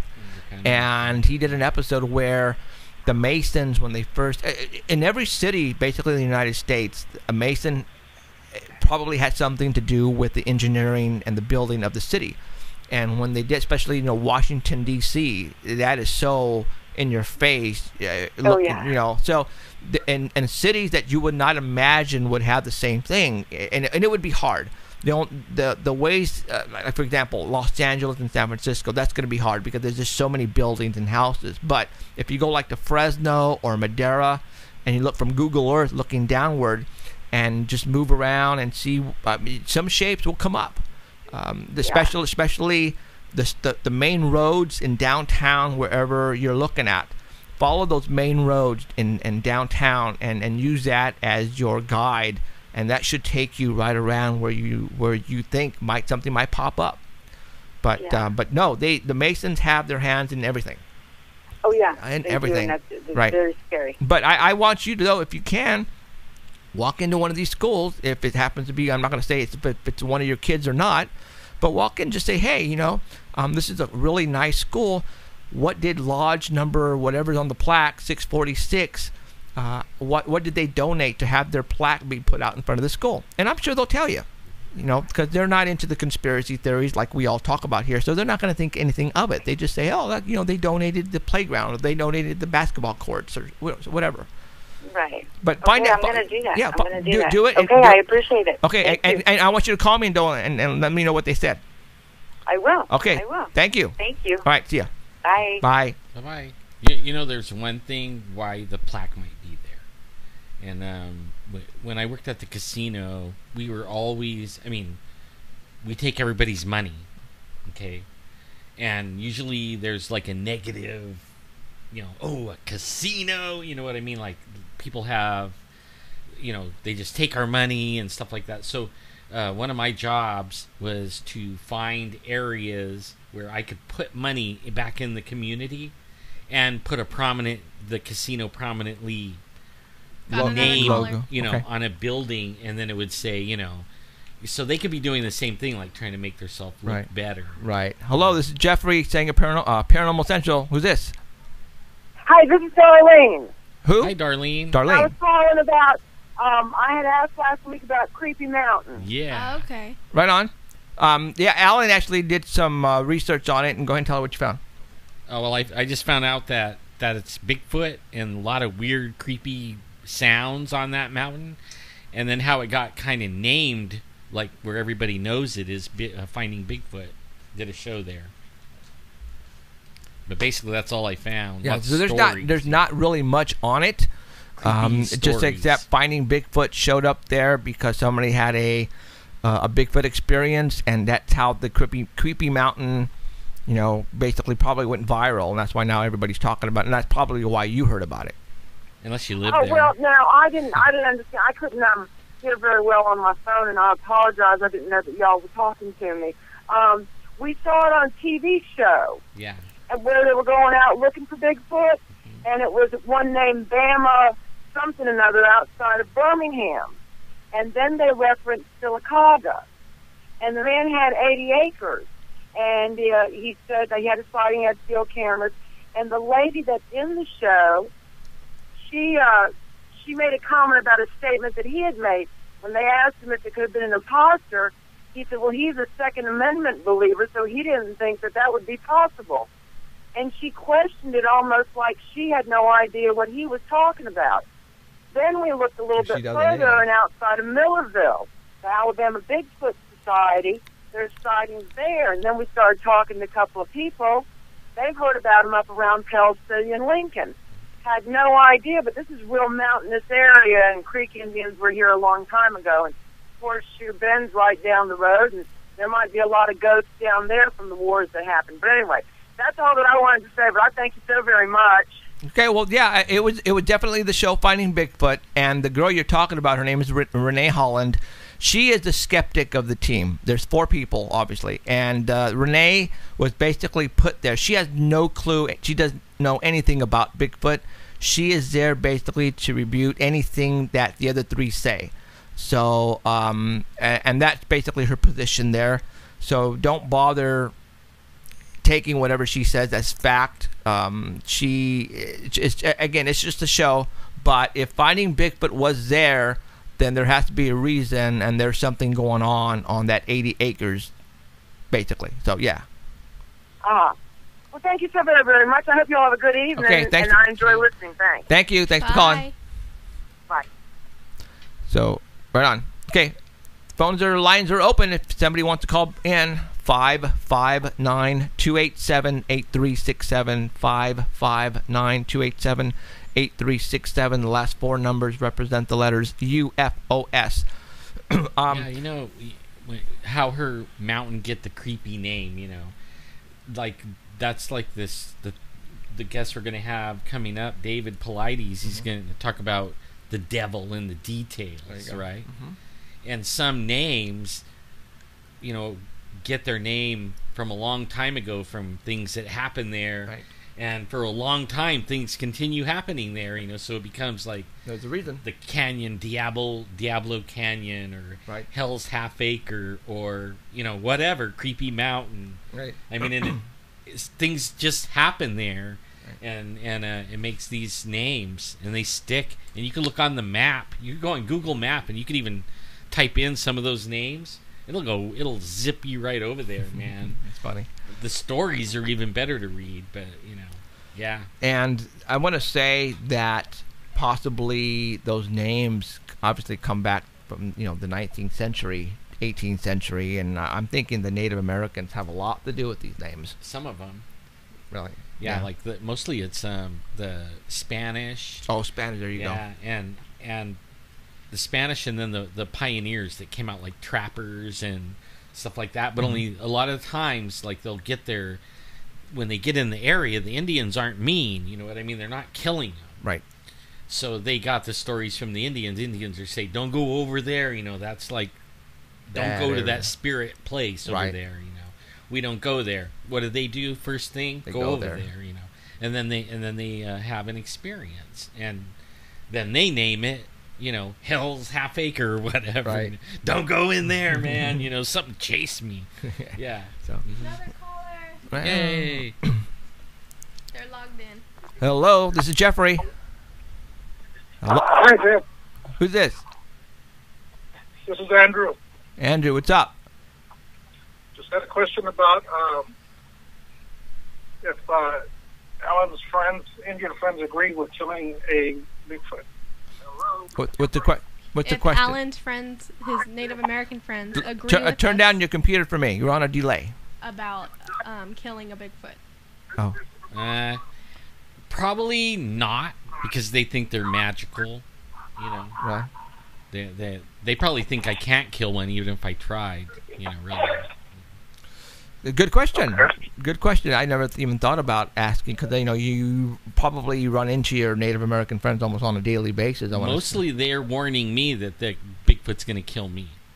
I mean, serious. They tell me, "Don't go. Quit going over there. Quit tracking them. Quit." They're always telling me to quit because they say I'm going to be the one that disappears, not them. They're not afraid of what a Bigfoot could do. Like they're what we could do to a Bigfoot, let's say. Right. They're more afraid of what the Bigfoot could do to us. And they know that they could throw their voice like a ventriloquist. Right. They could throw their voice. They could sound like any animal. They could even say your name. And one of their little tricks is they'll say your name, and then you follow it into the forest away from your people. You hear your name, and then you start following your name, thinking somebody's calling it, and then you get off over there, and then you disappear. Wow. I mean that's what I get. Now, and you guys are probably wondering, well, how do they know your name? Well, if you're with with somebody else on a camping trip, and they happen to say, "Hey, John, come here," then they're going to know that's John. Or if you were raised in the area, and they seen you grow up, and they're like, "Hey, Alan, come here, Alan," Alan, and then. It's like that one in Canada, the Mike, and we're always making fun of it, but it really could be real in saying that and trying to get the dude away. Right. Wow. So, great question, Andrew. Thank you. It was a good question. Good. Right on.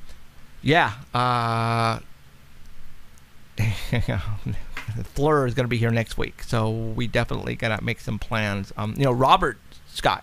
What? Nothing. Oh. Robert Scott went out there. He took his son 2 days ago out there at nighttime. Oh, really? And nothing happened. He said it was completely dead. At the spot? At the spot. I think he went to the spot. He said he was gone, so I'm pretty sure it was the spot. And he said he was absolutely dead at the doorknob. Nothing happened. So, that's interesting because when we go, every time we go, there'll be some things thrown at us. Like I'm starting to think like the Indians are like that question Andrew said about. They tell me they could throw their voice like a ventriloquist, right? And then that got me thinking. Like the last time we were there, as soon as we pulled in, we were at the top waiting for David and everybody, and things are starting getting thrown at us, right? So I noticed right away something hit by the tree next to me, and what did I do? I looked over there. Wow, what hit? What hit? And I'm not going to do that anymore. Now, from now on, I'm looking the opposite direction. I'm going to look the opposite. If something hits over here, I'm going to look over there, or try to figure out where it came from and look that. You imagine if I would have had the Fleur? Oh, wow. I would have went just like the 360. Oh, yeah. Like that. I would have said, "Ho!"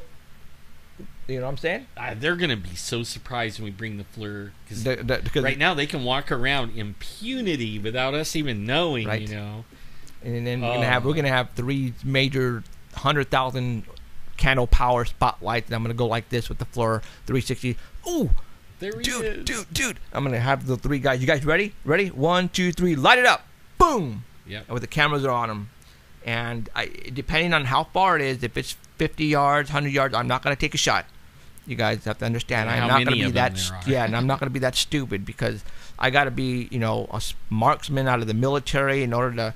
And it's got to be closer than that. So we're just going to hit the cameras, to get ready, turn on the spots, and light it up. And he's probably going to go, "Ooh, how do they do that?" And probably go like this behind a tree. And hopefully we'll get that on film for you guys. And that's the whole idea on the Fleur. I can't wait. The Indians don't even think we could kill them. You don't think so, huh? No. I mean, they know they had a war with them, so they were killing them. Right. But they think they have high powers. I mean, it's different, you know what I mean? Like back then when they were killing them and everything, that they were catching them eating the children, but only now it's like superstitious. Yeah, as the kids grow, the generations go on down and they hear all these stories, it becomes more superstitious and they have all these really magical everything and probably dumb. Right. It just. But only they've been told these stories and passed down and passed down. And every century it gets exaggerated, and they add more things to it. Oh, now it could fly. Now it could talk. Yeah. Like for me, they're a ninja, but it doesn't mean they have magic. It just means they can do like any animal in the woods. They can actually blend in and disappear that fast. And they know how to use objects to put between you and them and disappear. Right. I mean, like within seconds, like there he is, and then there he ain't. Just like that. And probably never go more than 10 feet away from you. You know what I mean? Like they're still there, you can't see them. Right. And they won't reveal themselves again. Oh, well, so, I can't wait. I think the reason why Robert didn't get any action is because they're actually down here on the floor eating all the fruits right now. Yeah. That's and what's the water and everything. Yeah, because up there is dry as heck. Right now, the grapes are in season, figs, plums, peaches. It's like a smorgasbord right now for the Bigfoot. Yeah. As a matter of fact, the spot where we have those other 3 cameras, we still have it's been there 5 months now, 6 months. We haven't been to get the cards, and when we go back there, maybe even this weekend, we got to go back at nighttime, because in that bush area, get the floor, we can do this. We should go when we get the floor. floor. We should go. Yeah, and just go like this. I want to go. Okay, Yeah. okay. Well, no, this one is I'm just gonna say Zettiger and Ashland. This is like right here on the floor. This is right. No, y'all, we'll take it. This ain't the mountains. No, this is not the mountain. This is like right here. And what we'll do is we'll get a piece of bacon and put them on you, and we'll go in that hole right there, Emerald. Give her a And I'll bacon get headband. the floor. We'll put a GoPro on you, so if you disappear, at least we'll find the GoPro. Yeah. Thanks. We love you. We love I you. know. But you're going first. I'm gonna tell Mom. I know you are. Which mom? Both. Both of them gonna kick my butt. I said butt. Keith almost had to go beat me again. He stopped. Okay. All right. So we got 25 minutes left. All right. What else? If you still want to call, anybody else wants to call in, go for it. I had something on the tip of my tongue. Our band, our official house band, Possessed Tranquility, is doing really good. And what do I mean by that? Well, they just released their album not too long ago, and I think you can get it on Amazon or maybe on Reverb Nation. I think Possessed Tranquility. Well, anyways, they're very popular in Brazil and in Japan. Go figure. I know Brazil, we have definitely, Alan can go to live stream and look up the analytics and find out the people that are actually watching our show. And a lot of countries are actually watching us, and Brazil happens to be a very popular one. Japan, I'm just thinking that their music is that type of music that's going to do really well in Japan and probably Mexico. But they're doing really well. They're getting a lot of radio airplay. As a matter of fact, they're going to be given an award for best requested or most requested song on a certain radio station in, I believe, Brazil and or Japan, one of those two. So, our official house band is doing some damage, and hopefully, as soon as we get on the air on national TV, they're gonna be more. Rephrase that. They're gonna do more damage. How's that? So I can't wait. Matter of fact, the soundstage, we're gonna start building that next week. This week coming up, not next week, but this week. Gonna start building that sucker so we can get in and start filming our local national TV show. I got a feeling they're going to send it out national. So 22 minutes. I'm going to ask for an hour later on, but right now they're giving us 22 minutes. I'm not going to complain. They're not charging us for the airtime, you guys, because they know we have a hit show. Yes. Have you ever heard of that? Any of you guys that's been in TV, have you ever heard of a TV station giving you time? Right? That's what they sell. Right. That's their product. Did they give it away? No. I never heard of it. Never heard of it. That's a miracle. Now, Orlando, the guy who production of Stellar Lens Productions, says that they're taking advantage of us. Oh, really? He seems to think so. He thinks that you guys have a killer product that they're probably going to be making bank off of our 22 minutes. True. And I told him that. I agree. And I told him that. But right now, my main concern is to make a stink. Yeah. Yes. And blow it up. Right. And let many networks come at us later on. Hopefully, God willing, that will happen. But I was trying to tell him because, I'm not going to turn this down. I'm not going to say, no, I don't want, give me $5,000 and I'll give you 22 minutes. That ain't going to happen. I mean, as far as them giving us money for the show, not yet, because, we have to make a statement. They first. can make us pay for 22 minutes. Yeah. And they're not really going to make a killing. They only have so many minutes in that half hour. 8 minutes. So they're only going to make money off of 8 minutes, and they're giving away 22 minutes, right? We actually are the ones that can make a killing. Yeah, on what we want to do is promote the show. Right. I mean, we could get sponsors for the show that wants to, like, if anybody's listening in the Central Valley, we are going to be on the Central Valley on probably KMPH. Which is the Fox or the Fox. CW. And in a nice time slot, like 11 or 11:30. Hopefully. Yeah. And you could actually, like, be helping us set this up and pay for production costs and stuff like that. And we'll put you in the credits. And you will be seen by a million people. And also, we'll also get a commercial, and I will also put it on our live stream show here as well. Yeah, we can do that. So you'll get a double dose. So if you know anybody who wants to do some sponsorship and a commercial of a product of a restaurant, KMPH, we can work something out. Yeah, so and to give you an idea, in 2001, I bought a year's worth of commercial time for the casino, and I was on a week. Okay, one day commercial, one. On a week, off a week. On a week, off a week. On a month, off a month. On a month, off a month. I bought a year of that, and it cost $27,000. Ow. Okay, so time is a very expensive thing. Very expensive. And we're willing to, like, give you all the minutes you want. We'll promote your 3 product. minutes. Oh, better believe we'll promote your product. Yes, we will. Depending on what product it is and how we no can promote bull. You ever heard of that? No.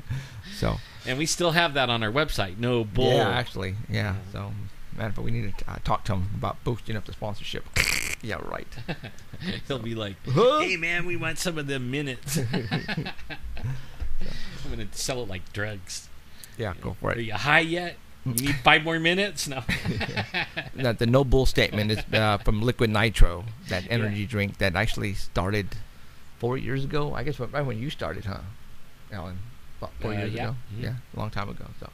Yeah, the only problem, like, that, every once in a while I glance over here and I see this. I can barely see it, but like somebody's listening from, like, the caller, she's Alabama, and then we got somebody from Washington. So, I mean, if there's anybody that's listening, we could show you the numbers that we actually have all around the world too. Yeah. I mean, Coca-Cola wouldn't do bad putting a Coke can or something right here, really, right?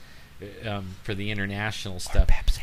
Yeah, I mean, some of our numbers, like after we do a show, we get, I don't know, 500 and something. And then overnight, it doubles, right? The overnight ones. And then our Art Bell one is like a 3-time thing. Right. It plays, and you get so many, and then it plays again at 1 in the morning, then it plays again in the morning. Well, put it to you this way. And, we talked to Art Bell's people, Keith. Art Bell is coming back. Yes, he is. In September of 2015. When he comes back on the air, we're going to be here right along with him. And his network is going to just blow the heck up. A lot of people don't know that he has a network, and the reason is because he's not on the air. And the reason he's not on the air is because there's some July 2015. Oh, July. Yeah. Thank you. July 2015. There is some contract, an agreement that was made with Sirius XM that he cannot, come on the air until the contract is up, which is July 2015. When Art Bell comes back, is that what you call a gag order? No. Basically, when he comes back, his network or this particular network, the Dark Matter Network at artbell.com, is going to frickin' blow up. Yeah. And it if should be blowing up already. Yeah, matter of fact, I think it is.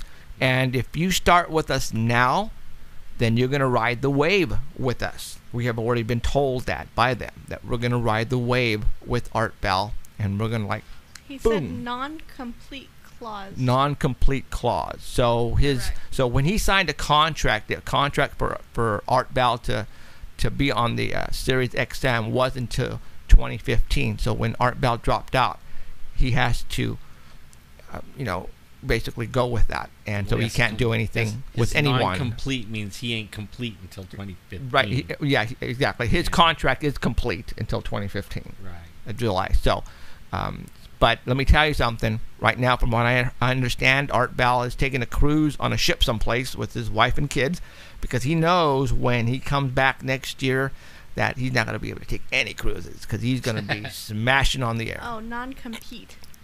Oh, a non-compete. Yeah, which means, complete. okay. So he can compete against Sirius right now because he's basically still under contract, regardless if he's on or off. He's still under contract, so he cannot compete until his contract is up, which is July 2015. So, anyways, I have this question, and this was posted to me by my grandkids, and I couldn't answer it. I didn't have time to Google it. What makes a supermoon? I mean, when I go out, it doesn't look any different. The moon's the moon, right? And I understand a blue moon is 2 moons in 1 month, or 2 full moons in 1 month. Doesn't mean it's going to be blue. So what makes a supermoon? It's a supermoon maybe at the time it's closest to the Earth, and it's that... I'm Googling. Okay, you're Googling? I know that's a dumb question, but... No, I've heard of supermoon. I've heard... yeah, with the closest approach the moon makes to the Earth. There you go. Okay, so we're having 2 of them this year, and this tonight is 1. Okay. And usually when that happens, there's the gravitational pull. And sometimes you have some very large earthquakes and the tides and all that kind of stuff. So, and UFOs.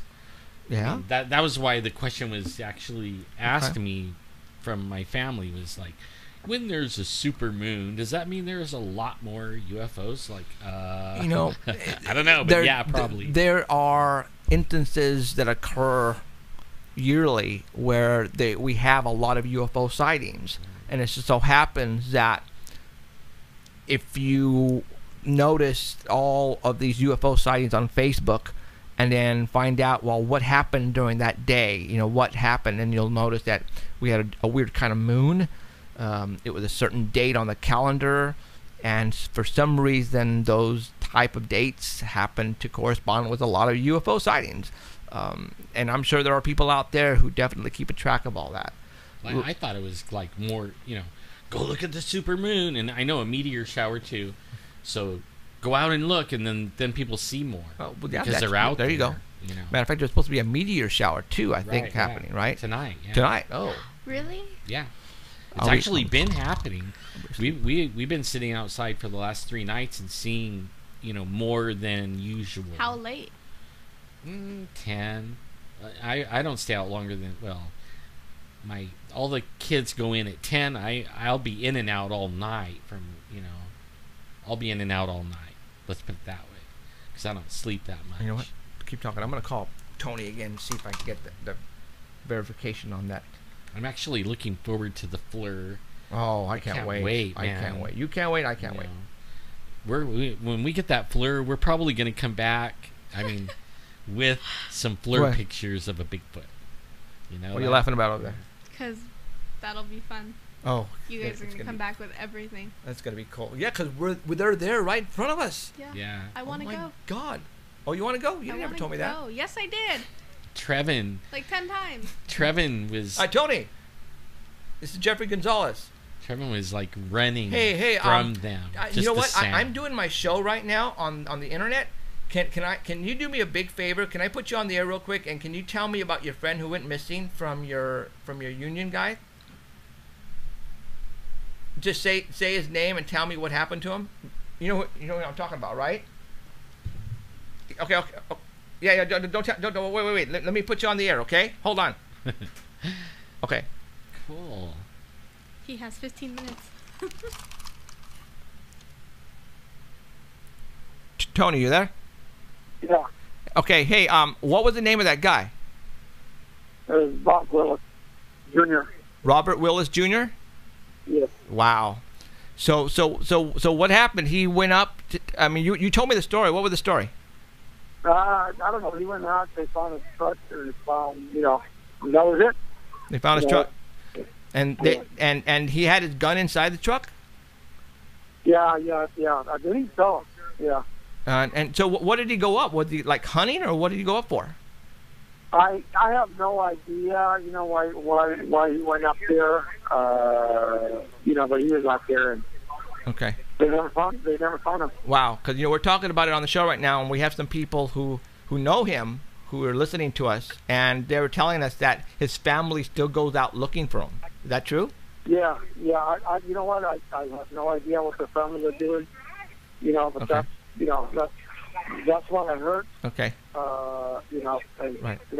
Okay. But I don't know what's going on. Right on. Okay, Tony. Thank you, man. Appreciate it. Okay. Okay. Bye. That was him. Yeah, he said the same name and everything. Robert Willis Jr. Yeah.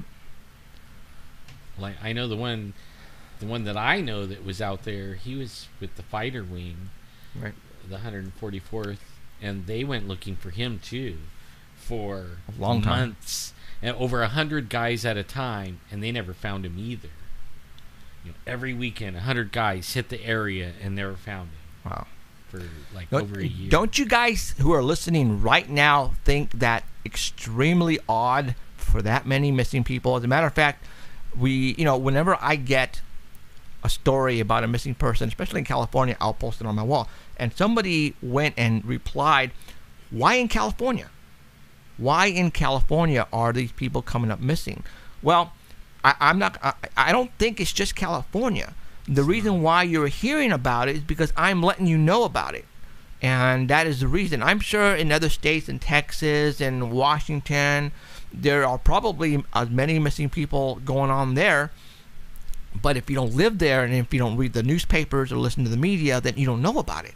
Here in California, the reason why we're so into this, because of David Paulides and the missing people and the Bigfoot, I keep my ears open. And I monitor Facebook on a daily basis, on an hourly basis, on a minute basis. And when I see somebody in, let's say, Los Angeles or San Diego or Northern California put something up on Facebook about a missing person, well, then I'll share it on my page. And that's why you always hear about California. But other states as well come into play. I mean, there are Arizona, New Mexico, missing people up there. What I hear about it, and I put it on my wall. So there are a lot of missing people, but you guys understand too, there are millions and millions and millions and millions of people in the United States. For one person to go missing, it's not a big deal, but you have to think about the way they went missing or how they find the body. That's when you have to really step back and say, wow, this happened exactly in Yosemite or in Northern California. David Paulides has wrote the book and tells you exactly how they're finding all these bodies over a cliff, 100 feet, 150 feet away from the cliff, camouflaged, like a bunch of leaves and stuff over the body, no shoes on. The searchers were there the day before looking and did not find him, and all of a sudden now he shows up at this location. Stuff like that. It's happening over and over and over again. Exactly how they're finding one body, they're finding another body the same way. And obviously there's a routine going on here. And why is it, that a hiker who wasn't supposed to be at this location a mile away is now climbing a cliff that is so dangerous? There is no reason for him to be climbing this cliff. And then now all of a sudden he fell off of this cliff. And the coroner says, well, he died because he fell off a cliff. But what the heck, what was he doing up this cliff in the first place? This is a stupid way for him to climb over this mountain. He's going to be climbing on a cliff. All right? Stuff like that doesn't make any sense. But yet, all of the missing people, if they do find the bodies, they're finding them the exact same way. And David Paulides is calling it out. He's calling them on every single one. Matter of fact, the fireman in, I don't want to say Lake Arrowhead, Bear Mountain, up there in Southern California, the fire man who went missing with his buddy, David Paulides was on another talk show. Matter of fact, he was on the Dark Matter Network on another show, and he told that host on the air, this is how they're going to find his body. And guess what? They found it exactly how David Paulides said they would. So obviously, David Paulides is onto something. But what it is, at this point in time, he's not going to tell you it's a Bigfoot, because now things have changed. Though, at first, I think he would have had the Bigfoot thing be the culprit, but now I think he's changed 180 degrees.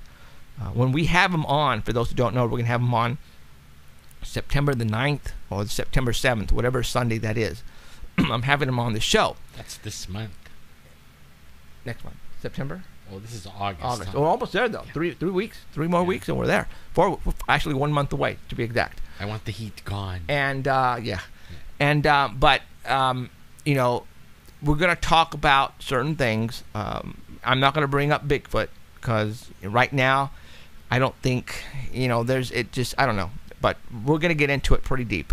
So I can't wait for that show. Again, David Paulides is going to be on the first week of September. We're going to have him on the show. Have a couple of books that we're going to give away. Matter of fact. Oh, you got him in. Look at what he sent us.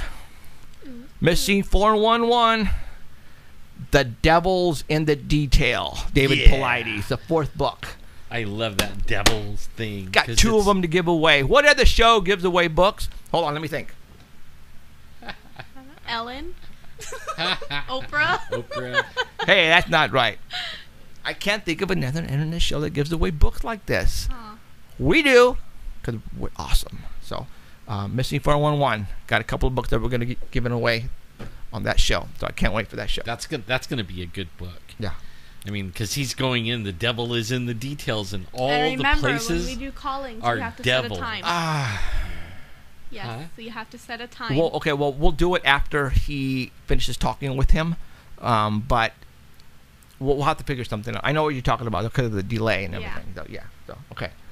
Oh yeah, that kind of, like, some people can win because there's no delay for them. Yeah, but no, we'll have to announce it like 4 minutes to the hour or something, because we have an atomic clock here. So for all those who have cell phones, that cell phone time is pretty much it's connected with, or synced up with all the cell phones, because they are all basically atomic time, and then we'll go with that time to give away a book. So that way, if there's a delay or whatever, no matter what you call at that particular time. So, all right, we got like 7 minutes left to go. Yeah. So what about this underground base thing? Thank you for bringing that up. The contractors at the Fresno airport are still taking out dirt. Yes. Still? They're Weren't they still taking out dirt well like now. last year? Now they're on a different part of the airport. They're actually in the locations where the jets are parked, and they've been digging a hole in one spot, and they've been just excavating dirt by the tons. I caught the other day. I had to leave early. As a matter of fact, I was going to go to my father's operation in San Francisco.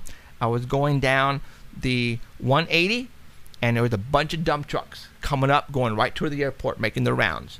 And they're doing this at nighttime because they know I'm watching them. But guess what? I caught them again.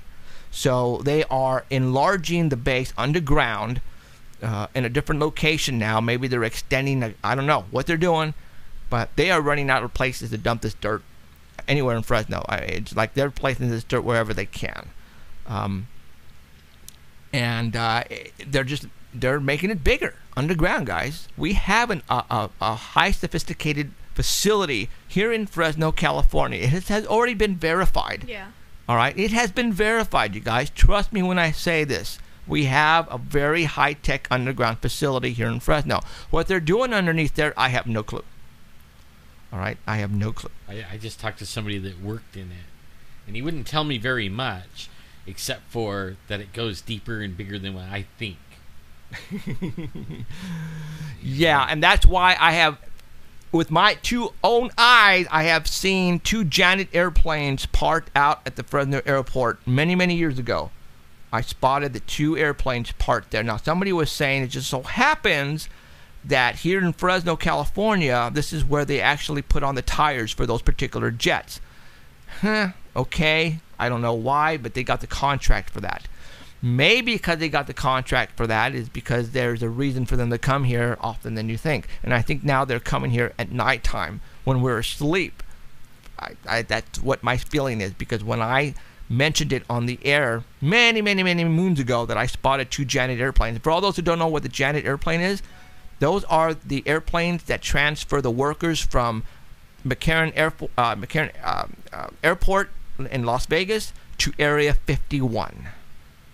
With those, you know what I'm talking about, those white airplanes with the red stripe on the side? 737. And they actually if you Google, and you go to Google Earth, and you go to McCarran Airport, right now, you guys, there's a spot on the air mat, on the tarmac, where there's a spot where they park all of those airplanes, and you can see them from Google Earth. You'll see them all in a line, and actually there are 737s, I think a couple of 727s, and they actually have some private ones that are parked there with it, but they're not hiding it. It's all out in the open, so you can go to Google Earth, McCarran Airport in Las Vegas, and you will see what I'm talking about. Just zero in right there on the airport, and you're going to see all the white planes with the red stripes. Those are the planes that take the workers to Area 51, guys. Very cool. And it's not a myth. They're for real. Oh, yeah. All right. When we made a trip, when I worked for the casino, we made a trip over there, Mm-hmm. and I asked the taxi cab driver as we were leaving the airport to pull around over there and park, and we actually watched like some of them come in and land. I mean, they're not hiding it. They're doing it in the day. Absolutely. You know, they leave early in the morning, and they come back late at night to bring them back home, because, you know, this is where they live in Fresno. In Las Vegas. So it's public thing, you guys. I mean, the planes are parked there. We know that they go someplace, and we know where they go. They've been like stepping up the underground base, like digging everywhere. Yeah, it's like lately, like they're really stepping it up. Yeah, big time. They're something is coming our way, guys. Yeah, I can tell you right now, something. And they all want to go underground to hide, and all us guys up on top, we might be in trouble. Something is going on, and that's something else that we can talk about on another show. I don't know. Something is coming up, but okay. I think we're done here. Start to wrap up. I appreciate everybody sticking around and listening to us and watching us wherever you may be. Obviously, you know we like this stuff, or else we wouldn't be here.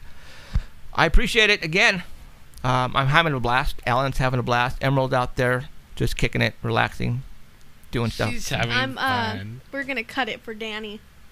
Huh? It's an inside joke. Just cut it. Cut it? Okay, we're gonna cut it. All right, we're going to cut it. Danny said cut it. All right, that's it. Thank you very much for showing up. My name is Jeffrey Gonzalez, Alan Thomas, and Emerald Bonilla. We want to thank you for showing up tonight. Appreciate it. You've just been listening to Paranormal Central, broadcasting live from the scariest place on Earth. And you're listening to Possessed Tranquility. Take care. Bye. You have been listening to Paranormal Central with Jeffrey Gonzalez and Alan Thomas, broadcasting worldwide at paranormalcentral.net and on artbell.com. Stay tuned for next time. Remember to keep your eyes to the skies, and we hope you witness something you cannot explain. Looking for you.